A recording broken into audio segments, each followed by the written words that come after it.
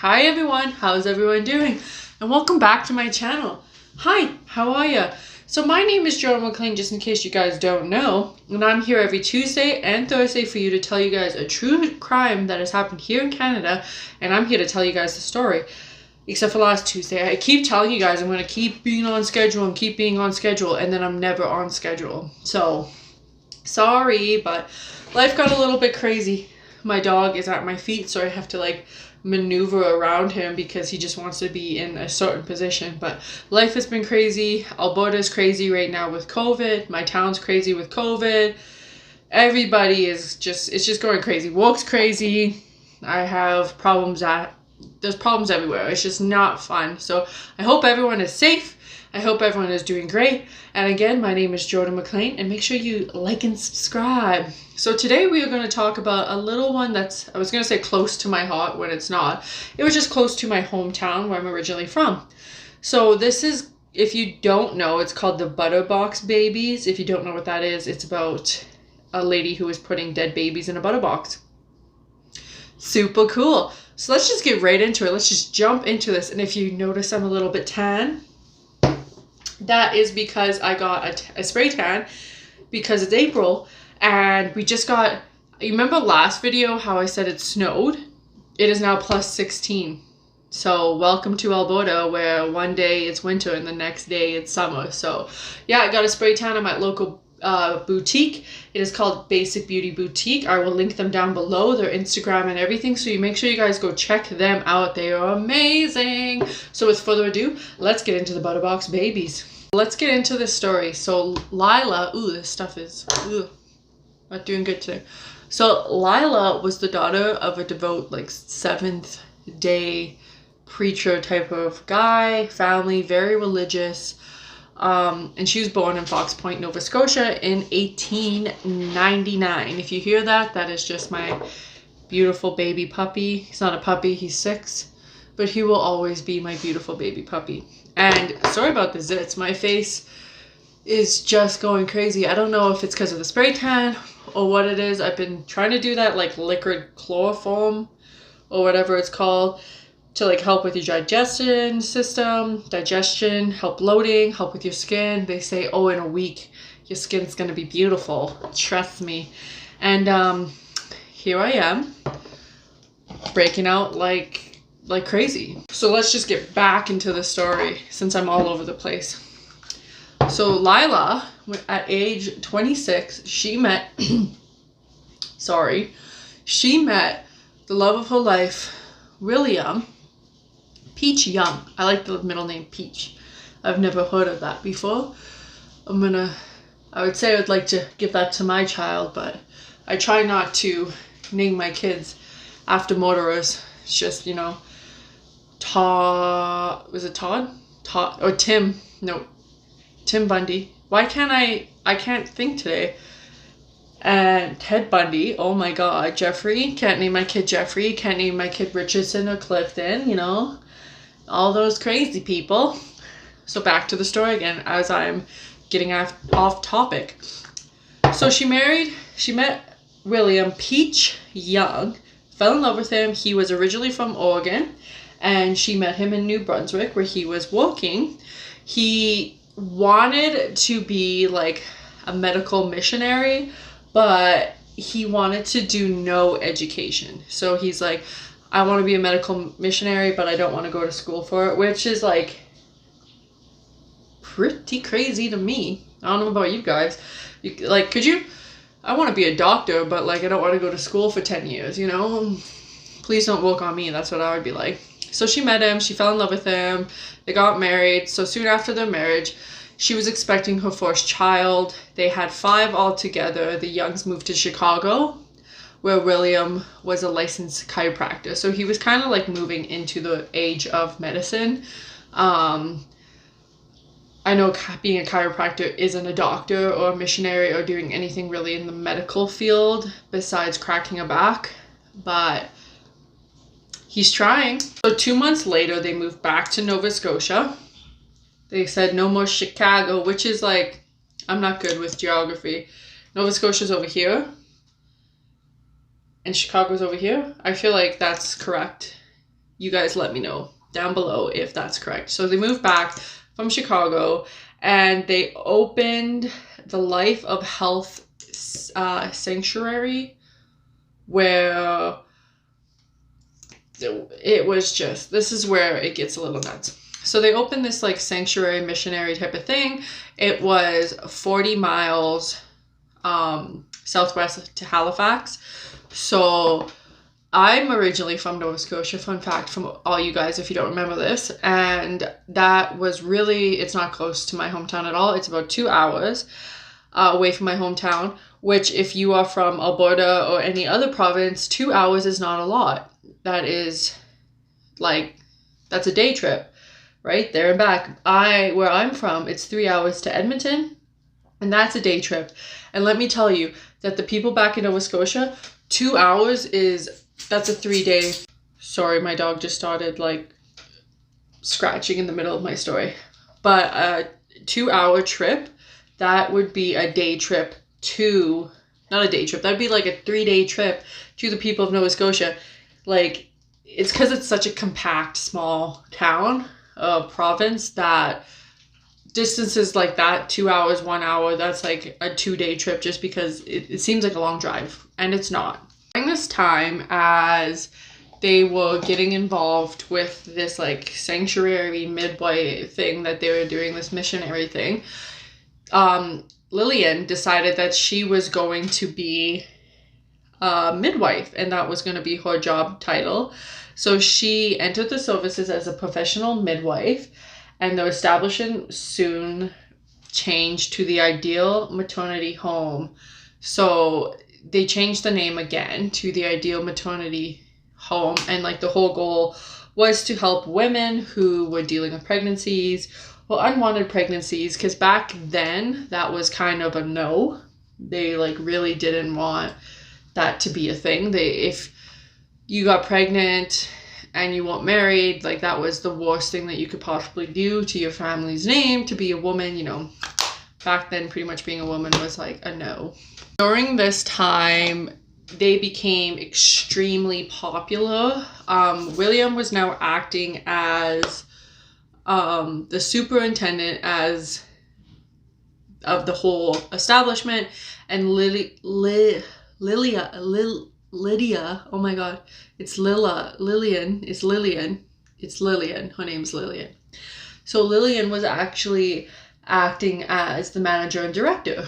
So this took up, people were just like, this is the coolest establishment in the world if you're a woman. So clients flocked to this home. In the response, they put an advertisement in a newspaper, and it said Ideal Maternity Home, Mothers, Refugee, also Department for Girls, no publicity, infants home in connection. So they were really promoting, saying that, you know, if you are dealing with stress, if you are a pregnant woman and you have nowhere else to go, this is the place for you. So they wrote this in newspapers so people would get the attention. It was in East Chester, Nova Scotia. The brochure for the home promised to shield expecting mothers from gossip, but it ain't cheap. They're going to make you pay for the services.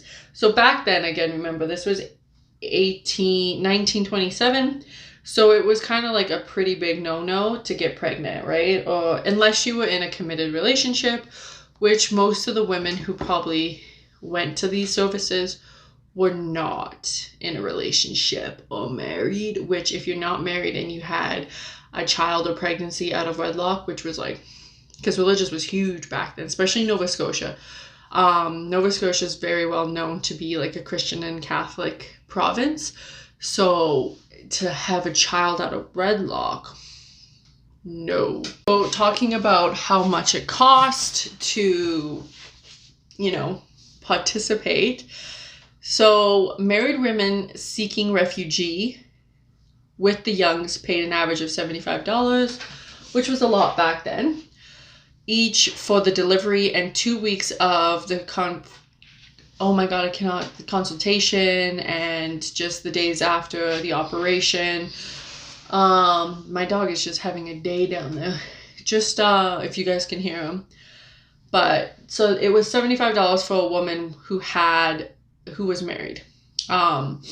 But unwed mothers who had unprotected sex with somebody they weren't married to, it was a little bit more. It was frightening. It was a scandal, faced a stiff price. Since it was kind of more of a no-no, you're going to pay more. So the young depended on an average of $100 or $200 in advance for a room and board. So before you even had the procedure or anything happen, you had to already put up $100 or $200 depending on what they felt like that day.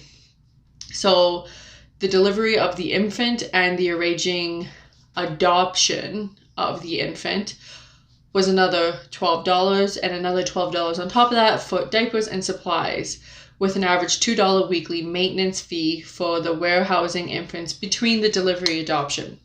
Which, when you say a warehousing deliverance, like, where's this kid living? Like, you have to house the kid somewhere else. Like, that makes no sense. So once they had the kids got taken away, and then the parents really didn't, or the woman who had the baby didn't really see the child after that. So that's when things started to get a little different. So if a baby died at the home, the mother was charged an additional $20 for the funeral performance by the young's handyman at a standing rate of 50 cents per corpse. So $20 for the delivery, for the funeral, and then per corpse there was another 50 cents with white pine butterbox standards in the coffin. So this is how they kind of got the name the butterbox babies, because they shoved them in walls. So the kids would die, and then they would shove them into walls, because it was it was pretty much an abortion clinic when abortions were not allowed. So during the time this was going on, they kind of classified it as an unpaid baby farm, because they would take the kids that you did not want and then they would sell them for adoption.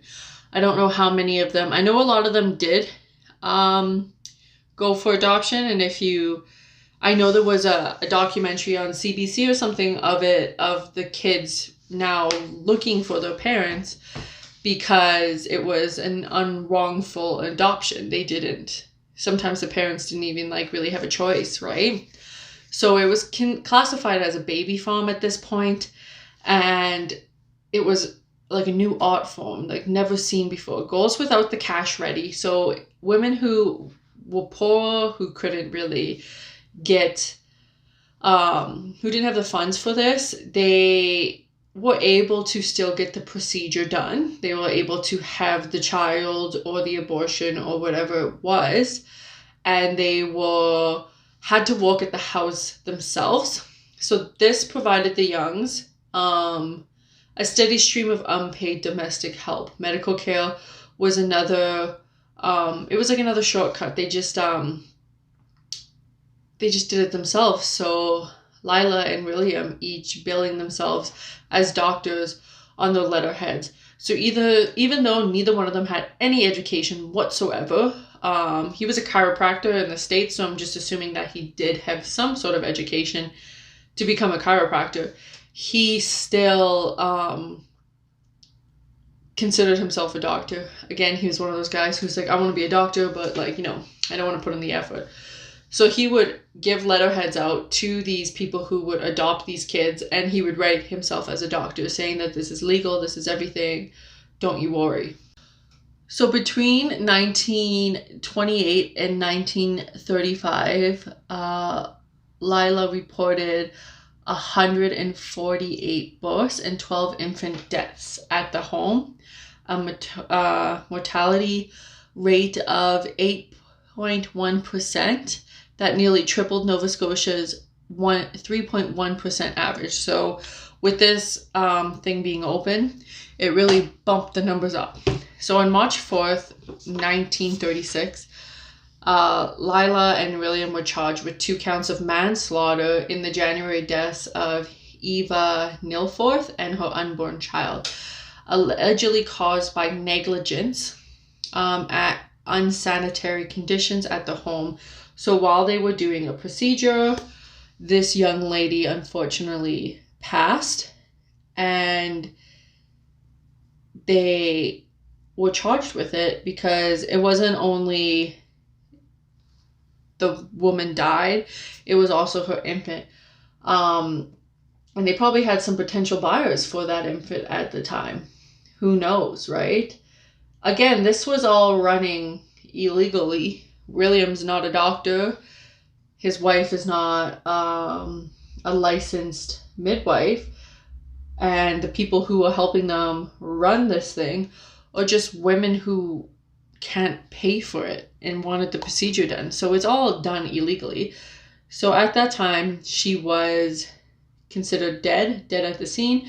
Both were acquitted at a 3-day trial on May 1936, but the Royal Canadian Mounted Police adopted a policy of investigation for each reported death at the home in the year to come.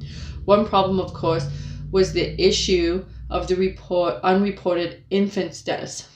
So there was some more secret deaths that did happen. A lot of women, they didn't have the best conditions. They didn't have the proper medical supplies. They didn't have any of that.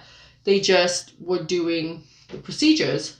And when an adult passed away, that's when the RCMP started getting suspicious. They're like, this isn't really a sanctuary or an ideal place for women to go if they're just trying to hide. This is actually something like messed up. Like, it was an abortion clinic, and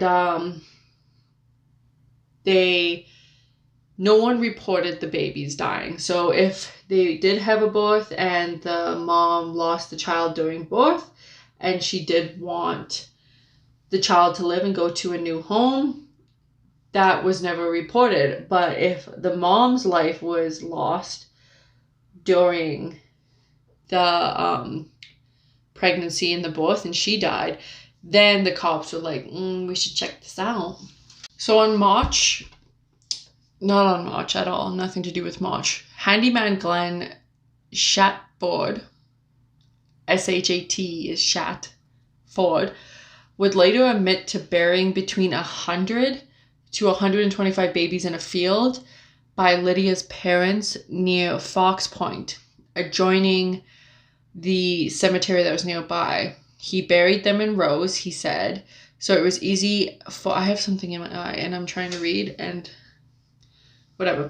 So it was easy for him to see how many there was. In another statement, he recalled in April 1938, an unnamed infant laid in the Young's tool shed for 5 days, covered by a box before it was driven to Fox Point for its burial. So this is what I mean, like, when these children died and there was, this is when the cops started, like, thinking, hey, we should probably, like, look into these unlicensed medical place, right? Like, that's when, which is, like, seems like they've been kind of there for quite a while. So why is it now that you're allowed to do this and get away with it, right? Like, it blows my mind. Like, they've been doing this for years, not licensed, no medical records, no nothing. And now all of a sudden they're like, oh, we should look into these people. My eyeliner on off camera because we all know how great I do with that. So the money that they got paid, the Youngs got paid, the husband and wife, by the pregnant clients was pretty good. They made some bank. However, they did make the most amount of money by the adoptive parents, charging on average $800 to $1,000 per infant in the 1930s, which is a lot of money, right? I know now it's a lot more than that, but that was a lot of money back in the time. $1,000 for an infant, whew. And it escalated during World War II, which was $5,000 a head during World War II.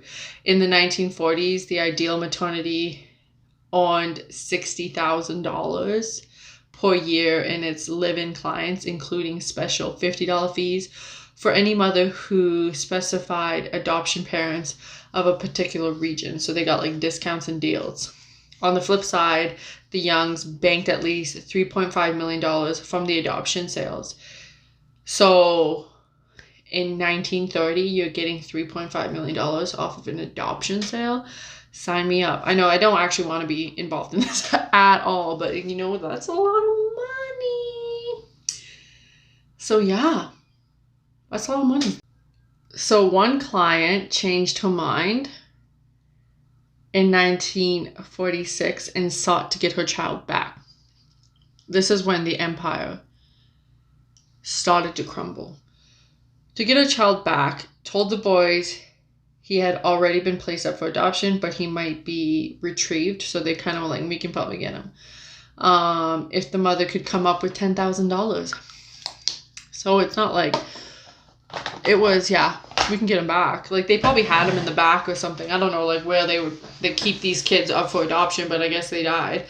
But it's not like he's like, oh yeah, we could probably get him back for $10,000. Who's got $10,000? I don't got $10,000 now, let alone back in 1930s.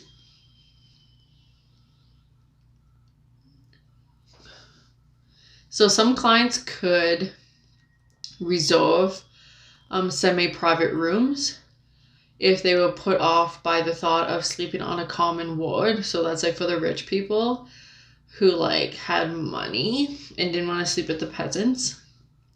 And in 1943, the Youngs were housing 70 infants on any given day. So that's a lot of money. What was it? Like $200 per infant, or so 70 times 200. I don't know how to do math. 7,000? No, 14,000.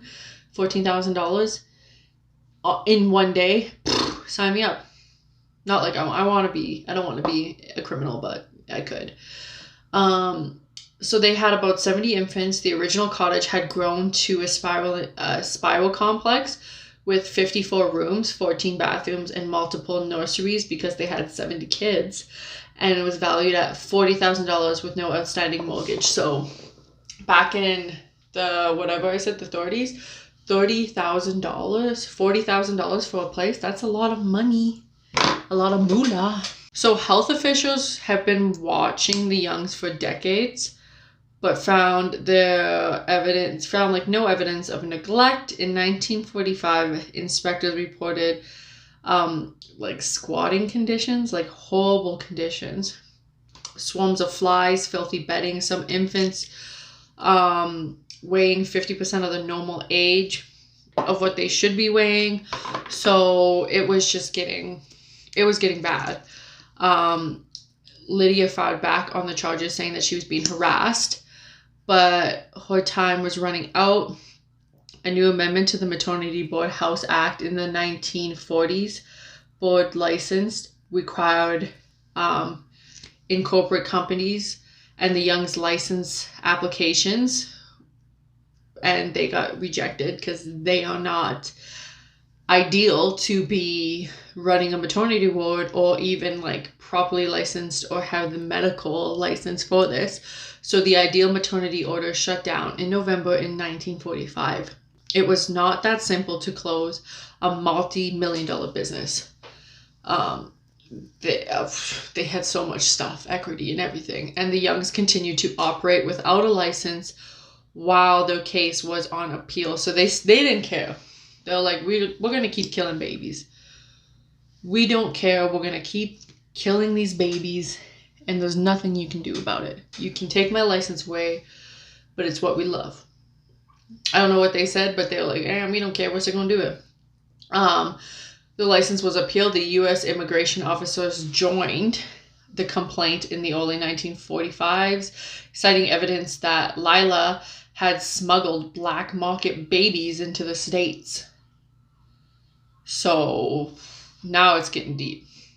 In March, the Youngs were arraigned on 8 counts, including violating the Maternity Board House Act and practicing medicine without a license. But the convictions of the 3 counts on March 27th resulted in paying a fine of $150. So like we had some dude just say that he had to like bury 125 kids due to the fact that these people won't license medicals and they were killing babies. And they're like, you know what you guys need? $150 fine, which I'm just assuming is like a $2,000 or $5,000 fine now, but baby killing should be a jail sentence. So I put my lashes on off camera because we all know that it takes me about a half an hour to do it because I'm not good at it still, and I've been doing this for like 4 months. So on June 5th, so they got fined, right? $150 on March 27th. So on June 5th, 1946, they were convicted of allegedly selling babies to four American couples. So T-O, four American, F-O-R, to four American couples, fined a total of $428. Ooh, William started drinking heavy by now. You know, he's like, my establishment I've worked so hard to illegally grow is now crumbling. I'm being fined for selling babies that illegally I'm doing. It's over. It's over. So I'm going to stop drinking and getting sauced.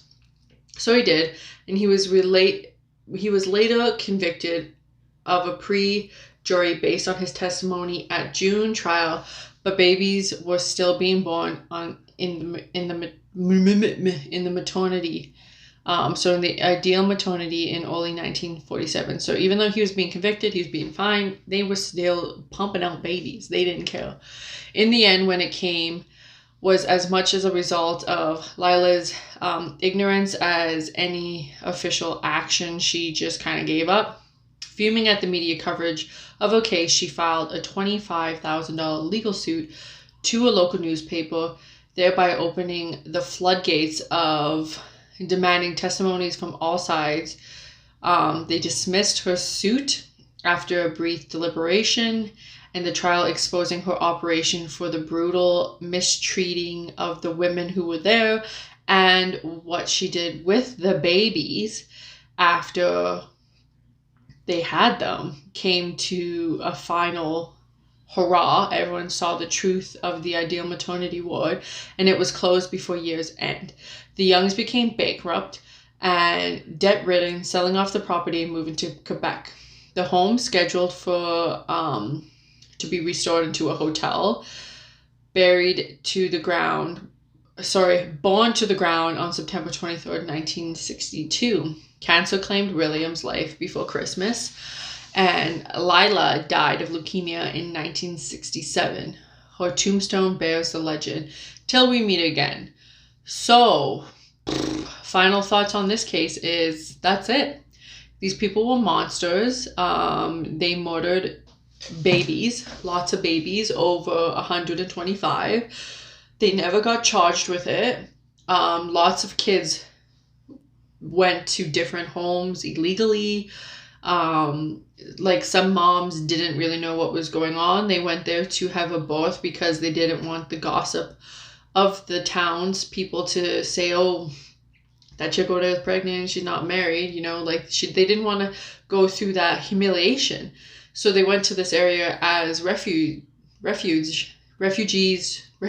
for refuge to help them. And they were just preyed upon. The kids were taken away from them or murdered, or they just like to send them over to a farm to let them die. Like, Lila, what happened in your childhood to make you do this? That's nuts. It was crazy. I was explaining this to my husband, this case of the butter box and how they would put the dead bodies in the babies' dead bodies in the butter boxes and bury them. And that's how the legend of the butter box babies came. And he's like, this happened in Nova Scotia? Which it did. Yeah, it was crazy. So my final thoughts is I can't believe they got away with how much they did. They got charged altogether $600 for killing a mom and her child during an unlicensed medical procedure. If that happened now, hospitals are being shut down. We would have people on the streets rioting. We would you can't just go and pretend you're a doctor Like, that's just something that can't happen. And they decided that they would. So I just think both of them should have went to jail, or they kind of got away. They went bankrupt. Ooh, who hasn't gone bankrupt? I know so many people who have gone bankrupt. So like, that's not really a punishment for killing over 125 babies. Am I the only one who thinks that this is just like, they didn't get any type of punishment whatsoever? Like, nothing. And it makes me super mad. This case made me super mad. Like, I know back in the day, like, a $600 punishment again was like $5,000 or $2,000 or $10,000, right? Like, that's a lot of money back in the day. But like, to kill 125 babies and then get charged with $600, like, that's unfounded. Like, I've never heard of that in my life. Like, that blows my mind. But let me know what you guys think. Like, what? So this is my final look. I actually enjoyed doing it, and I like the outcome. Finally, for once in my life, I enjoyed my makeup. Usually I'm like, I saw something on Pinterest and then like, it looks like crap. But today I actually enjoy it. So I know I kind of did a similar look to this before, but that's just how it is. But yeah, let me know, guys, what your final thoughts are about this case. I know it's a little different, it's pretty sad. Like, 125 babies died. And then to get rid of the mixed kids, put them over on a farm, and then also the people that are disabled, and then starve them to death. And people were just like, whatever. You know, like, they ran for their multi-million-dollar business, and no one cared. Like, it blew my mind. I'm sorry. This case, just still to this day, I'm like, what? Like, I know nothing, like, Nova Scotia is a little town, a little province, and not too much. Well, recently it's been blowing up with crazy crimes, but come on, man. Like, somebody should have done something. They're like, oh, we're looking into it. No, you're not. So yeah, tell me you guys' final thoughts and what you guys thought about this case. I really enjoyed doing it. Again, they should go to jail for life, but they're both dead now. They died in 1967. Nothing we can do about it now. So let me know, guys. I really want to say thank you for tuning in every single day, every Tuesday and Thursday, and helping me promote my YouTube channel. Again, if you guys enjoyed my tan, Basic Beauty Boutique down here, I will be listing what I put on my face down below. Also my social medias, and a little blow up about this case. So just thank you guys so much. It just means the world to me. Again, my socials are here, and make sure you guys like and subscribe. And I really want to thank each and every one of you guys for coming on here, supporting me, giving me the motivation to keep coming out here and making videos for you guys, because I know a lot of you guys do really enjoy it. So just thank you again, and I will see you guys on Tuesday. So I'll see you guys later. And remember, if I get 5 more subscribers, I'm doing a giveaway. So make sure you tell your friends, you promote this video, and you get me some more subscribers so I can do a giveaway, and hopefully you guys can win something. All right, guys, I'll see you around.